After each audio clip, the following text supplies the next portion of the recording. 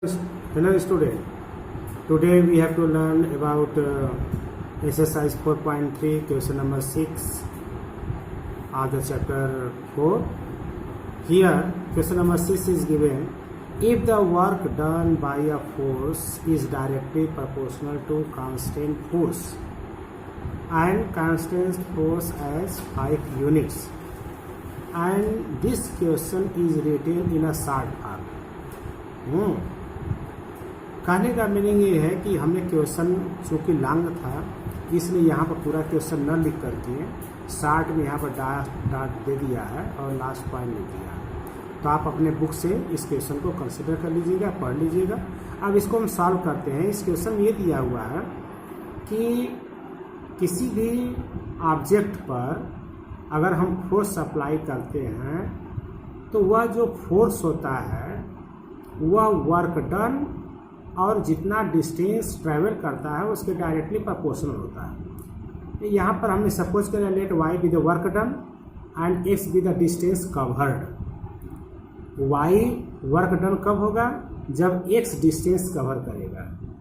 और यह डिस्टेंस कब कवर करता है? जब हम फोर्स अप्लाई करते हैं। तो फिजिक्स में आपने लॉ पढ़ा था according to the question work done proportional to distance. तो वर्क डन को हमने वाई मान लिया है और distance covered X, Y proportional to X. जब ये प्रोपोर्शनलिटी हटाते हैं तो इक्वल आता है कांस्टेंट का, Y is equal to K X, where K is the constant force and according to the question it is given as constant force 5 unit. तो ये जो के की वैल्यू है वो 5 ले लिया गया। अब आपका इक्वेशन हो गया Y is equal to 5x। इससे हमें ग्राफ प्लॉट करना है। ध्यान दीजिए ग्राफ कैसे प्लॉट होगा। ग्राफ प्लॉट करने के लिए हमको 1 2 3 सोल्यूशन चाहिए। ये सोल्यूशन कैसे आएगा? x की वैल्यू हम सपोज करेंगे और उसके करस्पॉन्डिंग y की वैल्यू फाइंड करेंगे। तो यह आपका इक्वेशन है, इक्वेशन नंबर 1। Equation number 1। अब इस इक्वेशन में हमने x की वैल्यू 0 रखा। तो x की वैल्यू जब 0 रखेंगे तो यहाँ पर 0 रखेंगे, 5 इंटू 0 इक्वल टू 0।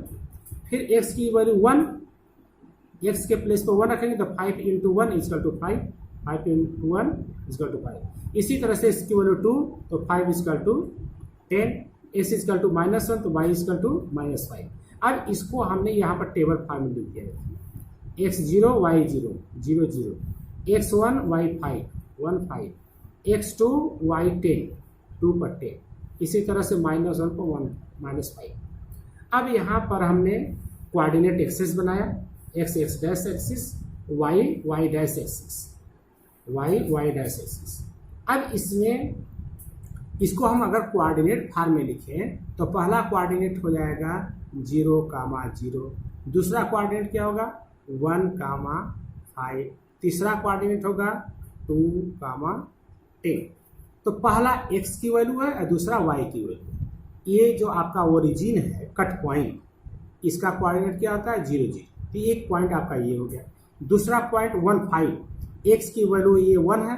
1 पर हम कहाँ तक बढ़ेंगे? 5 तक। 5 देखिए ये है 4 और 6 के बीच का एग्जैक्ट पॉइंट यहाँ पर ये 5 है। तो 1 और 5 जहाँ पर इंटरसेक्ट करेंगे यह पॉइंट हो गया 1 5। इसी तरह से 2 पर 10 है तो 2 वाले को हम ऊपर कहाँ तक ले जाएंगे? 10 के इक्वल। तो 10 और 2 यहाँ पर कट करेंगे, यह आपका पॉइंट हो गया 2 10। अब इसको ज्वाइन करते हुए हमने लाइन ड्रा कर दिया, दोनों तरफ एरो लगा दिया। इसके ऊपर y इक्वल टू 5x, यह जो इक्वेशन था इसको हमने लिख दिया। ये आपका ग्राफ प्लॉट हो गया। Okay, now in question number 8, in a countries what is the temperature recorded in Celsius as well as in Fahrenheit.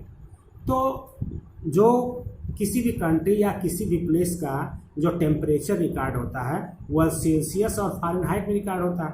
अब उसमें एक रिलेशन दिया गया है, Fahrenheit F equal to 9/5C + 32। ये जो आपका इक्वेशन है यह फ़ारेनहाइट और सेल्सियस में रिलेशन दिया हुआ है। फिजिक्स का यह टॉपिक है। अब इसमें फ़ारेनहाइट और सेल्सियस दोनों में हमें ग्राफ प्लॉट करनी है और इस पर डिपेंड 5 पॉइंट भी दिया हुआ है। इसको आप सॉल्व करेंगे। तो सबसे पहले हमको ग्राफ ड्रा करना है। First point f equal to 9/5 c plus 32।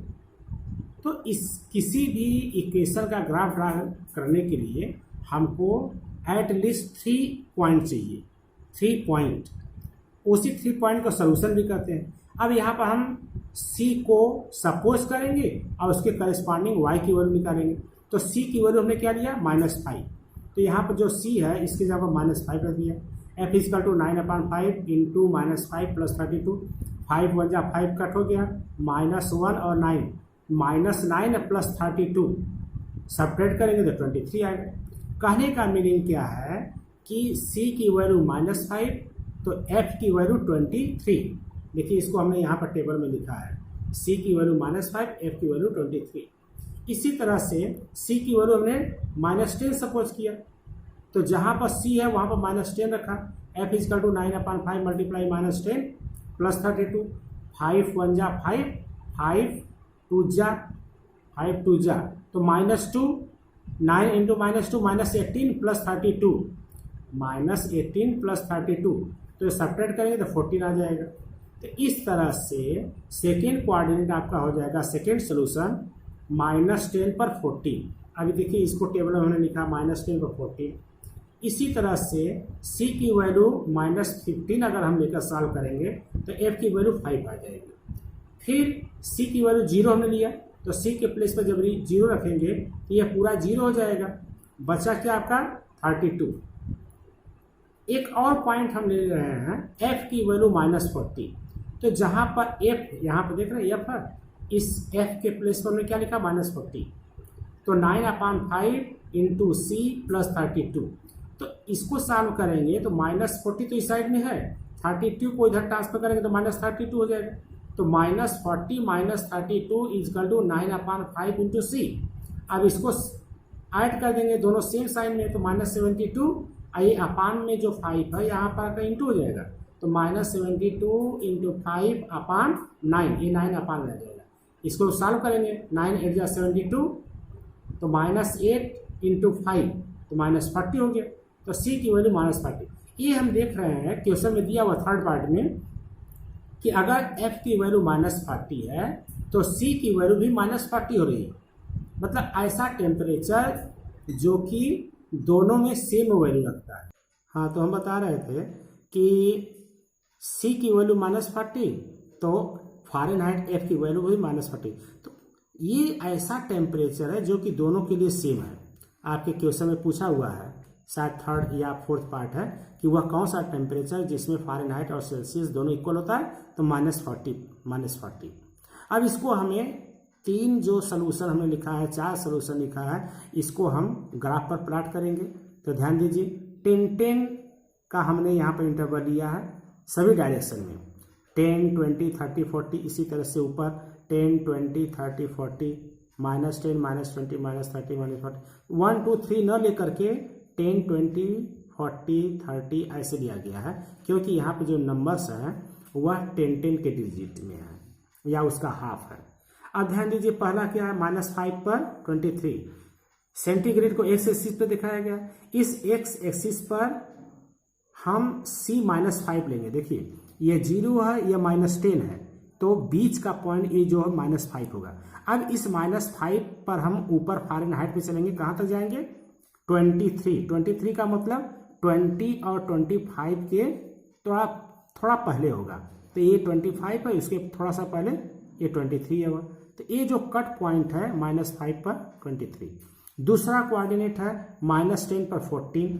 तो -10 आपका ये है, -10 ये कहाँ तक हम बढ़ेंगे 14 तक।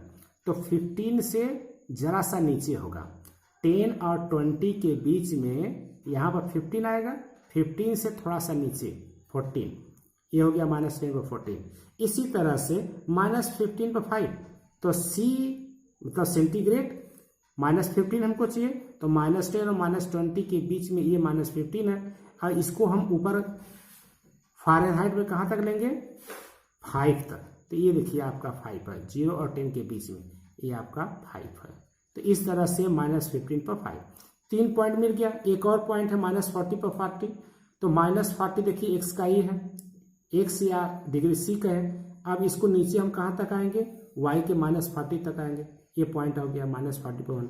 अब इसको ज्वाइन करते हुए हमने एक स्ट्रेट लाइन ड्रा कर दिया, ये आपका ग्राफ हो गया। Okay, homework exercise 4.3 question number 5 and question number 7, that is okay.